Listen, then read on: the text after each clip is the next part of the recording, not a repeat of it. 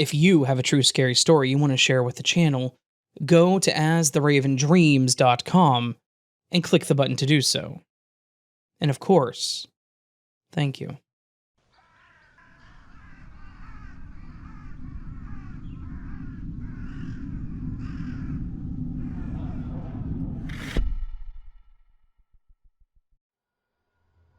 I have a bit of a crazy story from back when I was 19 years old, fresh out of high school. I thought I was going to be a badass, and I planned on going camping all by myself out in the Ozarks. As a teenager, I was always an I can do everything on my own and down with authority type, so I decided that the most hardcore thing I could do at 19 was to go out to the Ozarks by myself and survive on the land for a few days. I had packed food, so it wasn't like I was actually going to be surviving off of the land. You know what, I don't really know what my plan was, other than to sleep outside and feel like I was awesome. I found a secluded spot by a creek, miles from anyone else, and I set up my tent. I got my little square organized and comfortable and thought that I was going to have the best days of my life. I spent the first day fishing, catch and release, and eating horribly burnt hot dogs that I cooked over a tiny fire that I somehow managed to get going. Basically, I had fully convinced myself that I was amazing, and that nothing could get to me because I was eating crispy hot dogs under the stars in the middle of nowhere. Then it came time for me to sleep. I went from on top of the world to having a mild panic attack every time I heard an owl hoot. For whatever reason, I felt like something was going to pound on my tent and attack me for pretty much the entire time I was lying there trying to sleep. I finally dozed off, but it had to have been for no more than a couple of minutes, because I woke up gasping and jumping up quickly. Something felt off.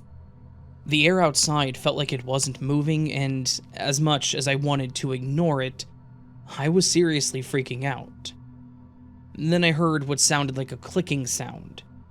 And I don't like to describe it like that because it wasn't like that big mushroom thing from The Last of Us or anything, but it was, I guess, like a clicking sound. It was faint, but it was definitely there. I sat up and slowly unzipped my tent to look out into the woods, trying to see what was certainly about to kill me. But it was too dark to actually see anything. I grabbed my flashlight and shined it out into the woods trying to see literally anything, but the area was completely dead. It was just me, the moon, the trees, and a gentle breeze. Yet I was panicking at an instinctual level. I didn't exit my tent. I stayed in it and just looked around aimlessly.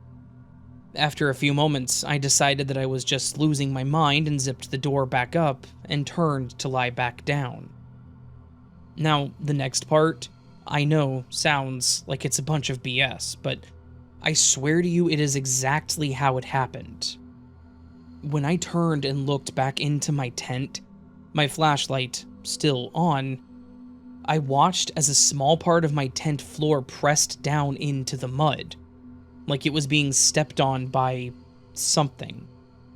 It happened there and then in another spot, like there was something stepping on the tent in two spots, or like something was pressing down on the fabric and it indented into the mud, like with pressure.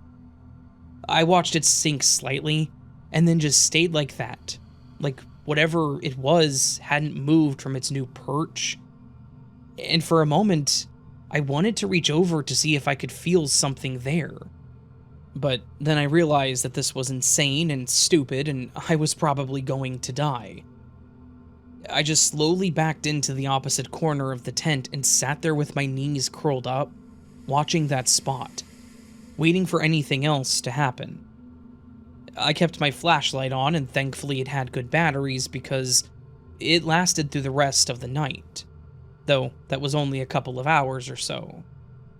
As soon as I saw the sun coming up, I grabbed my sleeping bag and pillow, wrapped them up, and broke down the tent in record time.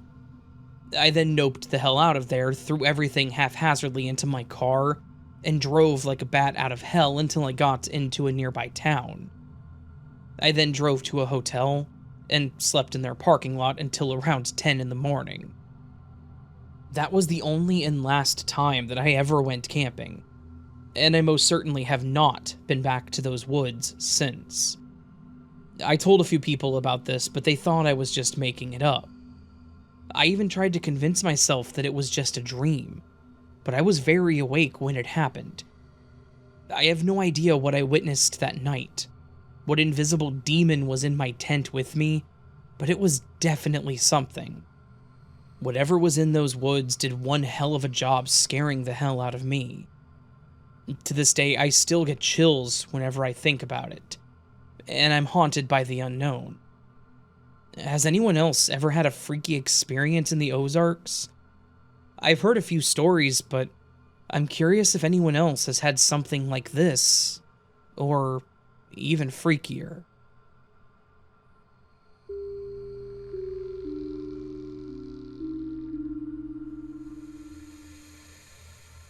Hello. I only found your channel a few days ago and have been listening to all the incredible stories everyone's experienced. I myself have quite a few otherworldly and paranormal experiences. And this one's quite far-fetched, but all I can say is, if you look it up, you'll see tons of others have had very similar encounters like I did. I'm from Australia, and back when I was a kid, I was in the Girl Guides, basically Girl Scouts. We would always go on camping trips. Nothing unusual, and in fact, I have a lot of fond memories. There was one time, however, where I came very close to being abducted by something I would consider to be some kind of evil interdimensional alien being, known as a black-eyed kid online, which I found out years later. When I was 12, we went camping in one of Australia's many national parks in an SW. We had set up large tents that had the capacity to fit at least 12 people, and we bunkered down for the night in the middle of winter and went to sleep. I remember waking up to the howling wind of the trees outside and an extreme urge to go to the bathroom. Then I realized how cold it was, and I turned to see the door to the tent was wide open. My friend, who I had clearly recalled had laid right next to me when we went to bed, and was still there, her back turned to me, was also standing at the door of the tent staring at me, in a sort of uncanny valley kind of way. I turned to look at her again, and she asked me if I needed to go to the bathroom. I wondered how she knew that, and I looked dazed and confused at who I had thought was also the same person lying right next to me. I went on for a few minutes, having this strange inner battle within my head saying I should wake someone up. But I kept getting an even stronger pushback. I had a realization that everyone was so dead asleep that they wouldn't be able to wake up even if I tried. She asked again in a strange robotic sort of way, and I got up feeling very weird about it all, and began to walk. I remember when I got to the tent door, where she had just been standing, and she had disappeared. I looked toward the bathroom block and saw her waiting for me and wondered how on earth she ran that fast, since it was only a moment after I took my eyes off of her, but the block was about 30 meters away. I walked out of the tent, the wind was still, the darkness around the camp was so extremely dark and the surrounding wildlife was dead quiet, so much so that it was unnerving. As I reached the leader's tent, about 10 steps from her, I all of a sudden heard this voice in my head call out to me, and it snapped me from a weird hypnotic trance that I found myself in. I looked up to my friend and saw these big black eyes. Once I saw them, I got this guttural reaction within my stomach, and I felt its true presence. It was something sinister and not human at all. The moment felt like it lasted a long time, but the voice in my mind screamed at me again to run, and so I began to run back to the tent. almost tripping on the tent's rope as I did. I felt as though I could not turn back to look at it because it felt like it was an inch behind me, and if I did, I would be dead. I ran into my sleeping bag without closing the tent door, and once I realized my mistake and turned back, I saw it standing there again. It was now screaming at me telepathically. I could feel all of its malice and hatred that it had for me, and the word hatred doesn't even describe what it felt like. It stood there tormenting me for what felt like hours and hours, as I tried to hide under my sleeping bag, still needing to go to the bathroom, and cried myself to sleep, not daring to look at the door. Well, the next day I awoke. It was sunny outside. Everyone was awake and the door was closed. I only recalled a bit of it as a strange nightmare, whereas now I look back and recognize that my mind was forgetting it because of how traumatic it was. I told my friends about the evil twin dream, but they didn't seem to care. It was only when I turned about 25 where one of my high school friends and I, who loved anything supernatural and mysterious, learned about the BEKs, the Black-Eyed Kids, who have had many appearances in America. They've come up to people to be let in, or ask to lure you out for some reason. Most of the time they speak strangely and appear as young children, and they have strange hypnotic abilities. Most people who've had these experiences snap out of it once they see their eyes and the hypnosis is broken. After learning this all, these memories flooded back and I couldn't believe it. I had also almost been mysteriously abducted by a demonic alien for lack of a better description. Thinking about it, if it did end up succeeding, I would have been a mysterious disappearance. A girl who walked out of a tent in the dead of the night into the woods and never to be seen again.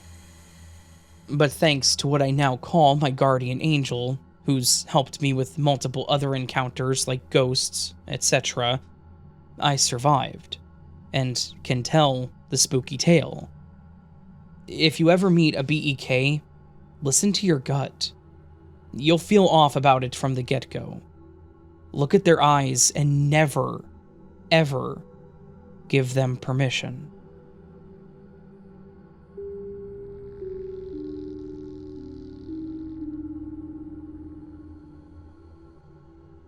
I have a camping story that happened back when I was 11 that scared the hell out of me then, and honestly still messes me up now because it could have ended really badly. This was back in 1995, and it was a camping weekend that I was spending with my friend Nicole, whom I'm going to call Nikki for the story. Nikki and I were best friends from day one, and we were inseparable through all of our childhood.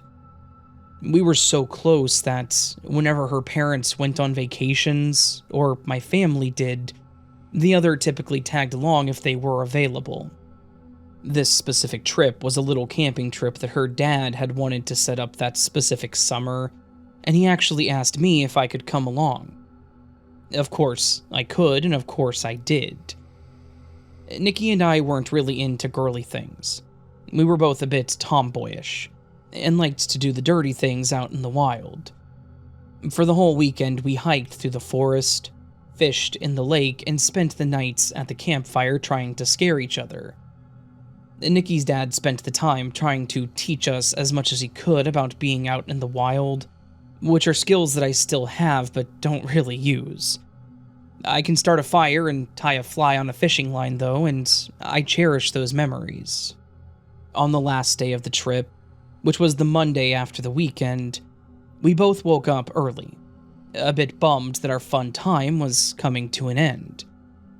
As we helped pack up the campsite, I looked over and Nikki was staring off into the woods, focusing on literally nothing.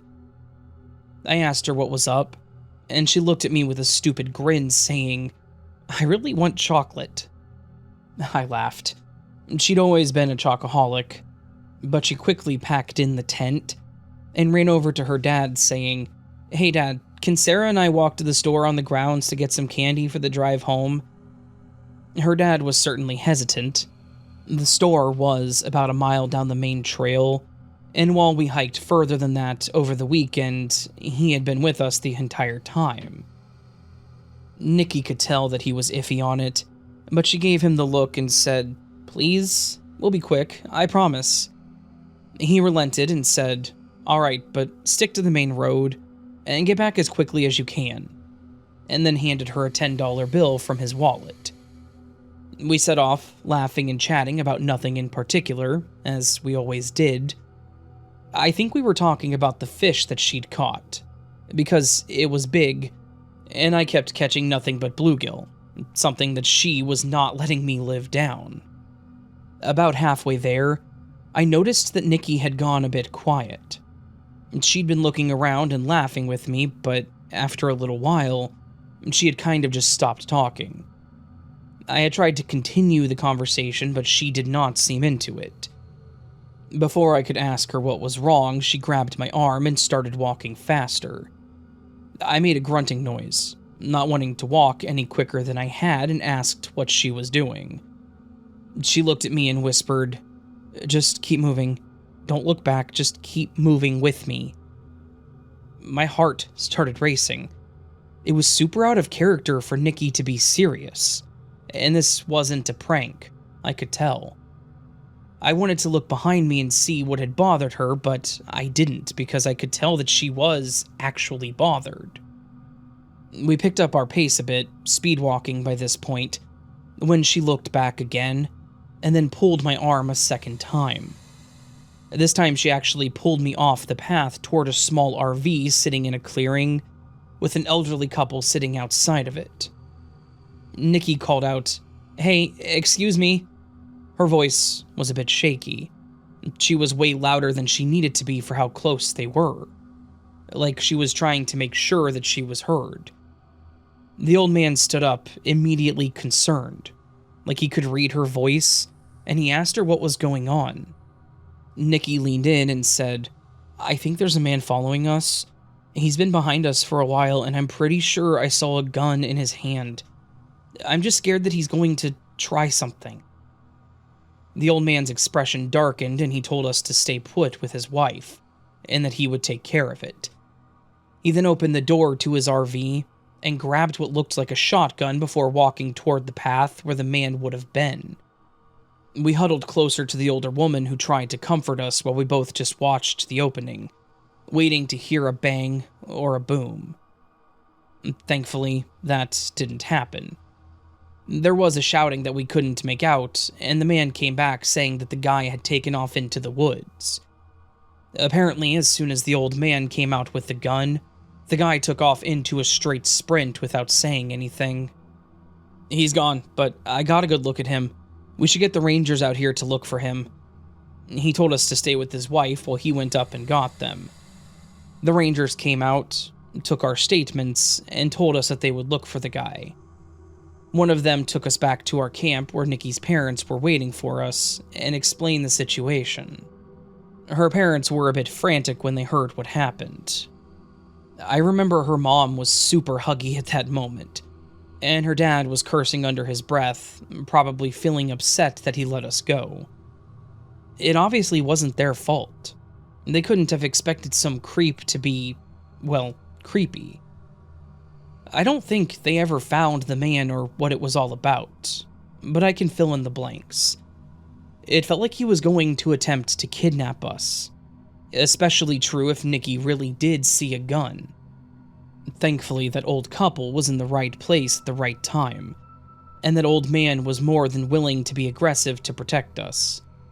They actually had increased the patrols on the grounds after that, but as far as I know, nothing like that ever happened again. It took me a long time to feel comfortable with camping again, and even now, nearly 30 years later, I still get nervous when out in the woods. Nikki and I don't talk about it much, but I know that she was affected by it too. I'm just grateful for her quick thinking and that older couple. Who knows what might have happened if we hadn't found help when we did.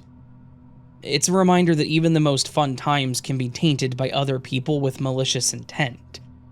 Always be aware of your surroundings, and maybe arm yourself, just in case.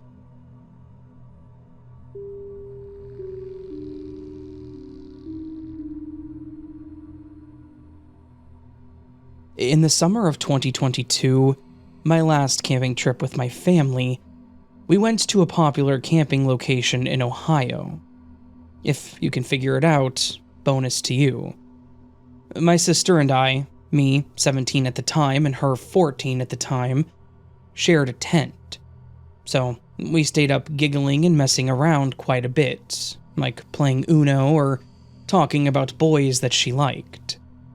Mostly for week 1, in the 2-week trip, it was fine. We slept and talked like normal. It wasn't until the 2nd week where things took a turn. I have a really hard time while sleeping, so when week 2 strolled around, my sister would be passed out asleep and I would be sitting wide awake for hours at a time. During these hours where I sat awake, I heard noises. Crunching, shifting, growling, howling. The basic outdoor noises. For the next 2 days of week 2, I heard a lot of walking and talking in the woods. Things like, "Come here," or "Help me." Sometimes I would hear faint whispering near my tent. I was honestly scared crapless. On the last 2 nights, which probably had been the worst, my sister was awake. Both of us playing Uno with her phone dead and mine on a cool 20%. Around maybe 2 a.m., my sister went to lay down and so did I. Until I heard thick footsteps around the tent. Too heavy for deers or wolves, but too light for bears or elk. It was almost like a person was walking around my tent. My sister was awake and quietly watched as someone, or something, pressed on the tent sides and door. Now, my sister and I move all the little tent zippers into our tents at night to keep people from trying to get in. Clearly, this person or thing was looking for said zippers, so we felt pretty smart. And this was night 4 of week 2. Now, finally week 2, night 5, the same heavy footsteps, the same touching at the walls, and the same whispering to come here and come out. My scared butt waited until 5 a.m. where I sat outside, waiting for my grandma. While sitting out there, I heard whispering and then screaming. The scariest, most blood-chilling scream in the world. It sounded like some kind of animal or person or something, but it was so loud that I nearly peed myself. I was glad that we left and even happier to not go back for 2 years. Does anyone know what this is? Or if it was some dude lurking on our campsite? Update. I talked to my grandparents and they said that Tater Tot, their little American shepherd at the time, had been snarling at something outside the tent walking around. Whatever it was got scared, let out a husk growl and then ran away. That was about 3 a.m. for them, and it scared them.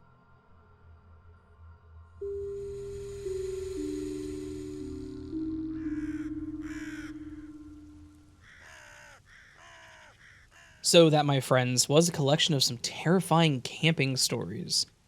Stories where, while camping, horror is experienced. That was the dumbest explanation I've ever given for one of these. I got nothing. Anyways, scary camping stories, always a good time. Always genuinely creepy. I feel like out in the woods, where you're isolated, it's genuinely terrifying. Be it some supernatural being or people, like the one story with the kids. The woods are not supposed to be scary, but they are. Well, they are supposed to be scary. They're kind of scary. There's predators and things out there that can get to you. Like spiders and scorpions. Gotta have that scorpion light on you. There's a joke there. Scorpions glow under black light, if you don't know. So the stupid joke that makes no sense to anyone but myself and patients. There was a blacklight that I saw on Amazon. It was advertised to me on Amazon for some reason. And one of its like key taglines and little pictures for the product was a glowing scorpion. And it said that it could find scorpions from a distance. And I'm like, that's totally something I need here in, urban Kansas. It's not a thing I need at all. Still bought it though. So if there's any scorpions nearby, I will know. I think we have one scorpion. I know we have like the faux scorpion, like the not really a scorpion one that's actually a spider. I don't know. Anyways, camping stories. Hopefully you'll enjoy them. If you did, please do hit that thumbs up button, that like button. That would be great. If you're new to the channel and liked what you heard, consider subscribing. That'd be awesome as well. Would be superbly appreciated. You can also go down below the video and leave me a comment if you're feeling bold and want to do so. Never ever expect that, but whenever you do, it makes my day. I try to respond to as many as possible. I don't always get to all of them, but I try. I really do. So, if you want to, go for it. If not, that's okay too. You can also join Patreon and memberships, get early access to contents like this. You can also listen to other platforms such as Spotify or Audible or whatever else, Apple Podcasts. Or there's a podcast app on Xbox apparently. Last check on my podcast analytics, like in the past month, there were like 2,000 people that listened to my podcast on Xbox, which is super cool. Don't get me wrong, but it's just weird to me, but is what it is. Yeah. All that said, friends, hope you're having a beautiful day, beautiful week. Hope I see you again here very soon. But until then, remember that you are loved, that you are valid, that you are important. You're the best you that you can be. Don't forget it, and don't let anyone tell you otherwise. And until next time, my friends, much love, and sleep well.